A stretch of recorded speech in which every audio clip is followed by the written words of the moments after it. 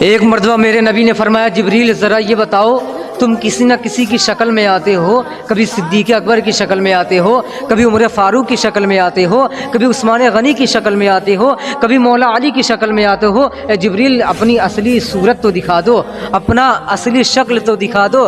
تو حضرت جبریل امین عرض کرنے لگے یا رسول اللہ اگر مجھے اصلی شکل و صورت میں دیکھنا ہے آپ کو سدرہ پر آنا ہوگا، اس لیے کہ یا رسول اللہ اگر میں اپنے 600 نورانی پروں کو کھول دوں گا تو یہ زمین کم پڑ جائے گی، یہ آسمان کم پڑ جائے گا۔ اب میرے نبی خاموش ہو گئے، میرے نبی نے جواب نہیں دیا۔ اب وہ وقت آ گیا، معراج کا وقت آ گیا، 26 رجب المرجب کا وہ پاکیزہ مقدس دن آ گیا، 27ویں رات آ گئی۔ جب میرے نبی معراج پر گئے اور سدرہ پر پہنچے تو پھر میرے نبی نے فرمایا جبریل کیا تمہیں یاد ہے تم نے کہا تھا یا رسول اللہ اگر مجھے اصلی شکل و صورت میں دیکھنا ہے آپ کو سدرہ پر آنا ہوگا۔ اے جبریل آ گیا ہوں سدرہ پر، اب تو اپنی اصلی شکل و صورت تو دکھا دو۔ اب حضرت جبریل امین ہے، اپنی اصلی شکل و صورت کو دکھا دیتے ہیں، 600 نورانی پروں کو کھول دیتے ہیں۔ میرے نبی نے حضرت جبریل امین کو اصلی شکل و صورت میں دیکھ لیا۔ اب حضرت جبریل امین ہے، عرض کرتے ہیں یا رسول اللہ میں نے سنا ہے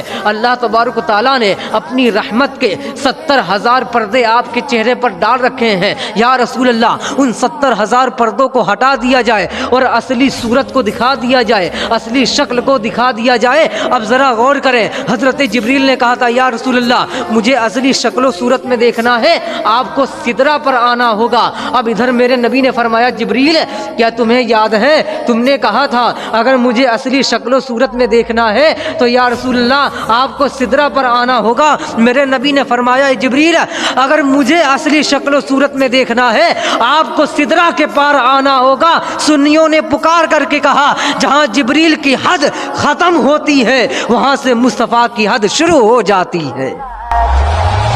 معجزہ کتنا نرالا یہ غلام